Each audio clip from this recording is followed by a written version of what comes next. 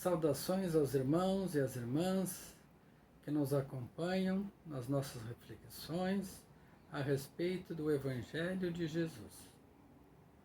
Será que já aprendemos a usar bem a nossa palavra, o nosso verbo, em um sentido de mantermos boas relações com o nosso próximo e de produzir algo bom, algo construtivo para o mundo em que vivemos? A respeito dessa temática, vamos trazer hoje umas reflexões a respeito do Evangelho segundo João, com comentários do mentor Emmanuel, pela psicografia de Francisco Cândido Xavier, que está na obra O Evangelho por Emmanuel, segundo João. E tem um capítulo lá que fala, então, do fermento verbal. E o texto de João 1 a 5. No princípio havia o Verbo, e o Verbo estava junto de Deus, e o Verbo era Deus. Ele estava no princípio com Deus.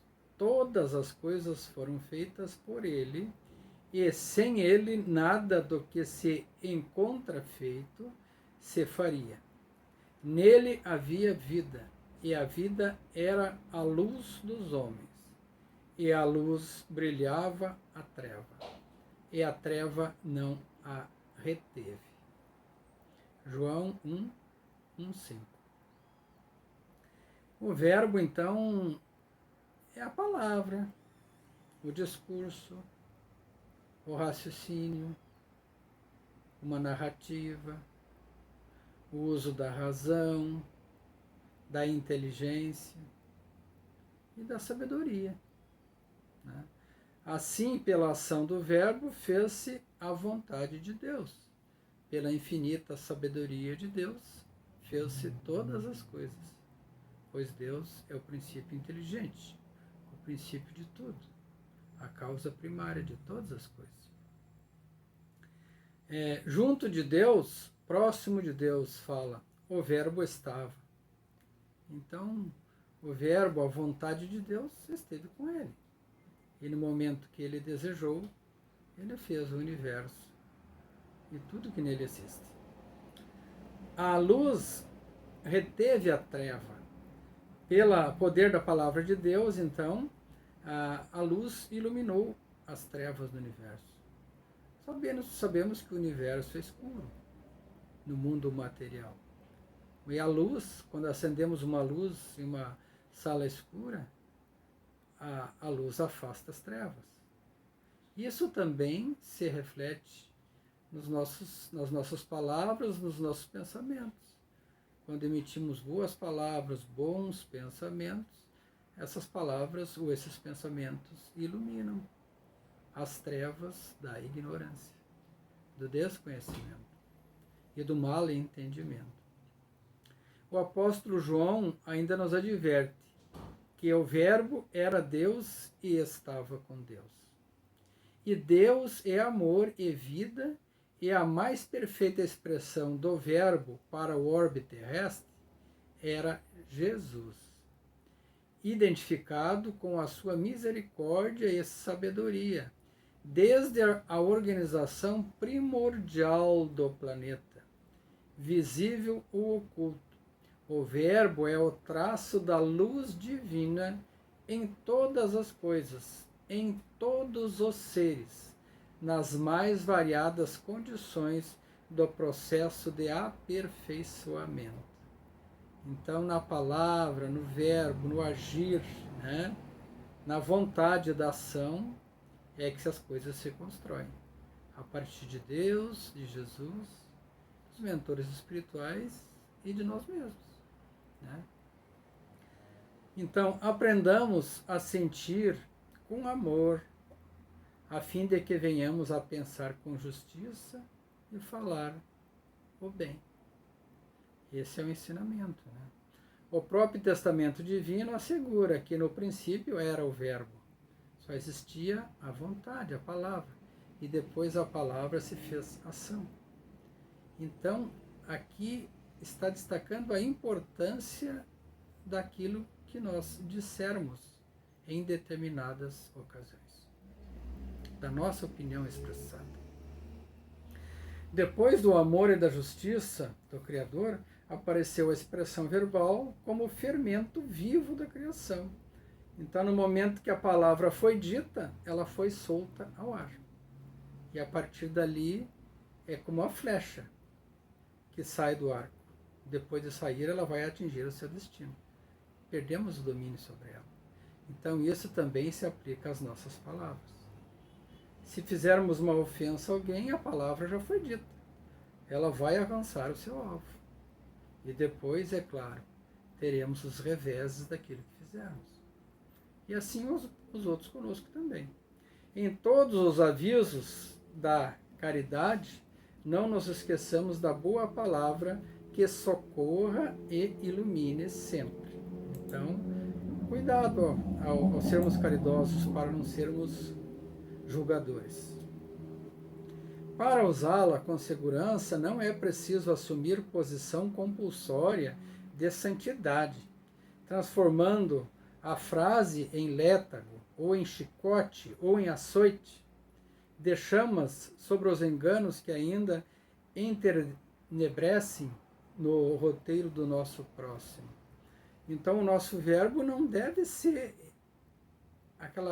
ter aquela conotação de punição, de julgamento do outro, de colocar ainda mais carga no outro, mas sim de trazer à luz, que ele possa entender, e se bem assim o entender, pôr em prática em ação, ou não.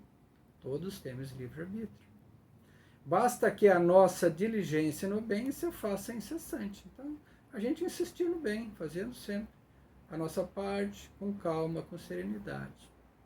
À frente do comentário calunioso, lembremos-nos de algumas virtudes da criatura visada pela chuva injustificável do lodo e da lama. Às vezes aquela pessoa está numa situação ruim, ou ainda não alcançou determinado entendimento, ainda vive muito dominada pelas suas emoções negativas. É compreender, mas não se ficar enlamaçado naquele lodo de palavras maledicentes, devolvendo com a mesma moeda, mas mostrando o outro lado da moeda, se pronunciando, se expressando de uma outra forma, mais caridosa.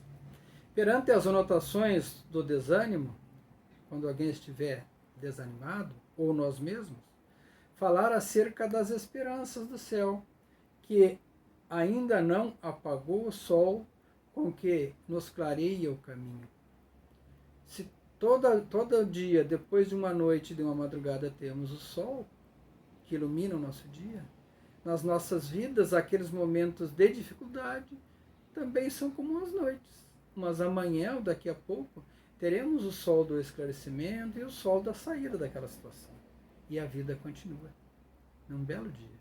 Depois do inverno, temos a primavera e o verão. E assim o ciclo da vida vai sendo executado e cumprido. Diante da delinquência, recordemos da misericórdia celestial, que todos nós provê de recursos para o pagamento das próprias faltas. Então Deus sempre nos concede novas oportunidades para a gente rever a nossa posição e fazer de uma nova forma, uma forma mais justa. Né? Ante a irritação e a crítica, não pronunciemos o veneno do apontamento que dilacera a distância, mas sim procuremos algum fato, alguma forma de lição que possa ser útil para a pessoa e que alivie e console. Uma mensagem de consolo, de carinho. Quem sabe a escuta. Exercer a escutatória em vez de exercer a fala.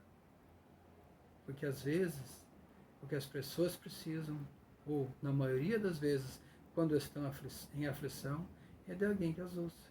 Ouça as suas aflições, as suas necessidades, os seus desejos de sair daquela situação. Sobretudo, auxiliemos aos ausentes que não podem cogitar da própria defesa. Lembremos-nos de que todo aquele que haja desaprova o outro, amanhã será desaprovado também. Não julgar. Então, lembremos-se dos ausentes. Quando estiverem falando mal de alguém que está ausente, não sejamos nós que vamos agravar a situação com o nosso julgamento, com a nossa maledicência, ou com o nosso julgamento, muitas vezes, imaturo. É melhor silenciar do que dar vazão a um erro que possa prejudicar o nosso próximo. Nós guardemos, portanto, irmãos, contra as insinuações maledicências que supõem encontrar serpentes e lagartos, pedras e espinhos nos roteiros dos nossos semelhantes. E procuremos, sim, o bem sem desfalecer, através da boa palavra, que acalma, consola e alcança, então, o rio abençoado da simpatia, da empatia, daquela corrente límpida que alcançamos, o porto seguro, pela vitória das nossas esperanças mais belas da vida, então convertidas em verdadeira felicidade na vida superior, na vida de calma, na vida de paciência, na vida do bem proceder. Que neste mundo em que estamos passando por tantas dificuldades, e muitos de nós estão um pouco aflitos, levemos nós então a palavra do consolo e do esclarecimento. Jesus está conosco. Deus está conosco em toda parte. E Jesus é a expressão do verbo na terra, diz o Evangelho de João.